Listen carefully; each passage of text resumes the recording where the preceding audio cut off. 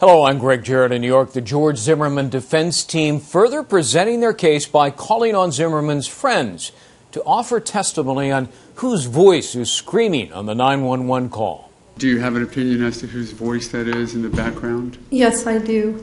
And whose voice is it? George Zimmerman's voice. And how do you know that? We've spent had occasion to get together many times. I know his voice, but also when we were working on the political campaign, we were loud and waving signs and just kind of hooping it up. And so I know what his voice sounds like when he gets excited or loud. You heard the person you believe is George Zimmerman yelling, "Help, help, help," continuously, correct? That was absolutely George Zimmerman. Right, and he was yelling, no doubt in your mind, you believe it's George Zimmerman. There's not a single doubt in my mind, sir. Okay, all right. In dire straits, whether it be in combat or anything else, your voice obviously changes. I've heard a 250-pound man, sound like a little girl. Right. The primary investigators in the case gave testimony regarding Tracy Martin's reaction to hearing the 911 call. I let him listen first before I asked anything. Okay, and what did you ask him? I believe my words were, is that your son's voice in the background? Or something. I think I said a little differently than that, but I inquired as if that was, in fact, his son yelling for help. And what was his response? It was more of a verbal and nonverbal.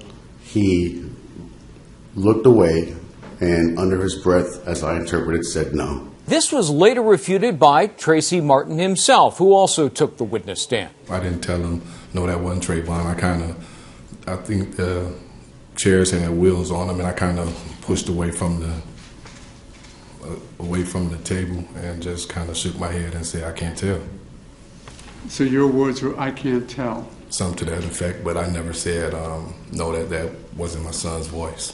Zimmerman's gym owner showed the jury physical examples of possible fighting positions, and he also gave testimony regarding the defendant's physical condition at the time he left the gym, as well as his fighting ability. At what point did George Zimmerman get to in that training sort of progression?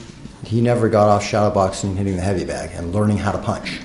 So tell me or explain to the jury what that means. He's still learning how to punch. He didn't know how to really effectively punch.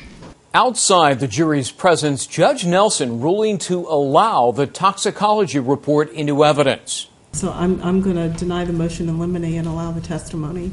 If there's an objection during the course of the testimony, I'll rule upon the objection at that time. 29-year-old Zimmerman, a former neighborhood watch volunteer, is on trial for fatally shooting Trayvon Martin, an unarmed 17-year-old, last year.